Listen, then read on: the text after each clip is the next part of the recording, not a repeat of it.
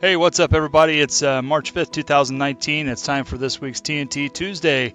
Today we're going to be taking a look at IPTs. All right, so just this past week, I had a student was working on a project, and he was trying to make like a logging train car or something, and he wanted to actually make it look like a log. So what he did was he came out here and he went down to wood, made a birch, and he came up to me and said, "Hey, Mr. Zan, this looks like wood, but this does not look anything like what a log should look like." So let's take a look at how we can go out there and create the appearance of a material that we're wanting, and that's sort of where we're going to go from there. So quick and easiest way to go and take care of this in this example is don't forget you do have the ability to go out there and create decals. So I've gone out there already and I've looked on Google, found an image to use showing tree rings of a tree. So that's what we're going to use. So we're going to go out here and go ahead and go to image, and I'm just going to go out here and find those tree rings that I found earlier. So here we go. There's my tree ring. I'm going to go ahead and say open. I'm going to go ahead and drop that on. Here's a little trick I have learned is go ahead and use project geometry. And we can see the outsides of that log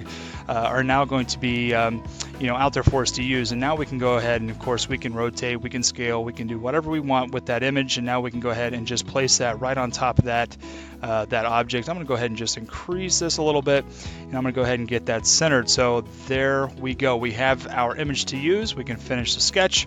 Now we can go out here, and don't forget, in order to create a feature from this, we have to use decal. We pick decal, we pick the image one time, hit it for a second time, that's going to attach it to the face, and we can go ahead and say okay. All right, so kids looking at this going, the grain is the wrong way. That's not how it should even look, and this should actually be bark. All right, so here's what we have to do. We're going to be going up here into our material browser, and I'm going to go out there to our wood birch. I'm going to be making sure that is selected. Now I can right click on it and do a duplicate, and now I'm going to go ahead and just call this one tree bark. All right, so we've gone and we've inherited some of those traits that come with wood birch.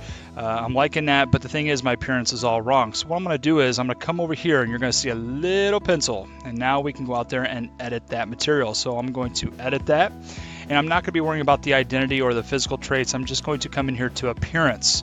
So what I'm going to do is I'm going to go ahead right below this image. I'm going to pick on this, and now I'm going to come out here and say I would like to use the tree bark, which I saved from the internet earlier. I'm going to go ahead and say open, and now we can see that tree bark has been attached to it.